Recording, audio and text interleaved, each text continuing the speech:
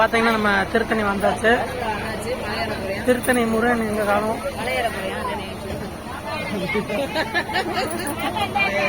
பாத்தீங்கன்னா மலை.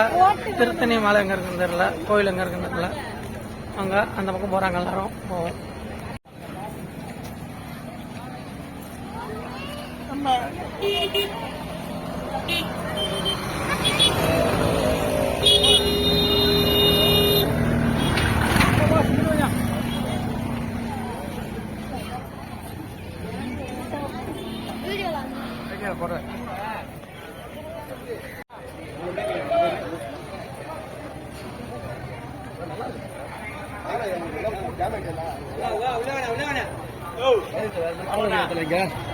கேமரா எடுக்கூடாது.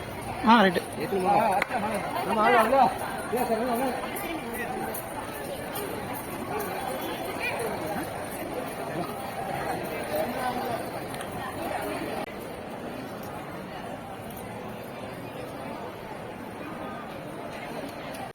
இப்போ பார்த்தீங்கன்னா மணி காலைல 6:30 தான். 6:30க்கே பார்த்தீங்கன்னா கூட்டம் கும்மியுது திருத்தணியில்.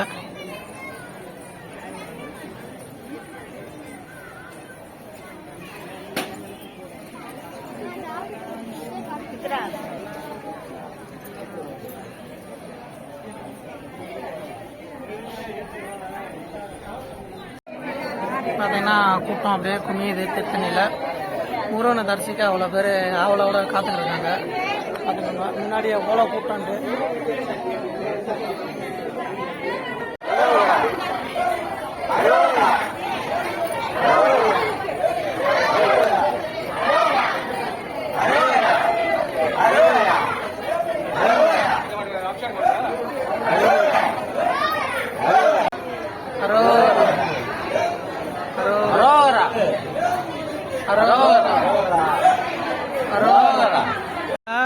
உள்ள நுழையிற இடத்துல இருந்து அந்த உள்ள நுழையிற இடத்துல இருந்து ரைட்ல பாத்தீங்கன்னாலே அன்னதானம் கூட இருக்கு.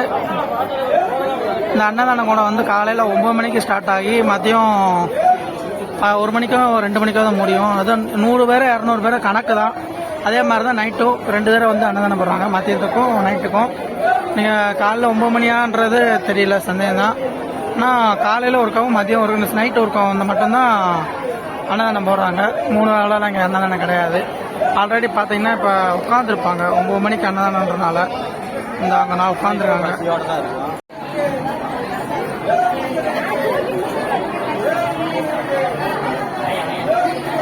கோவிந்தா கோவிந்தா.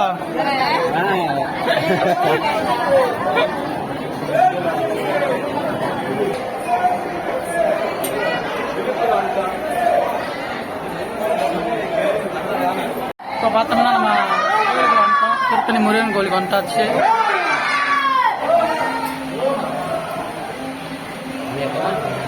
மணி இப்போ பார்த்தீங்கன்னா 7:30 10 நிமிஷம் இருக்கு.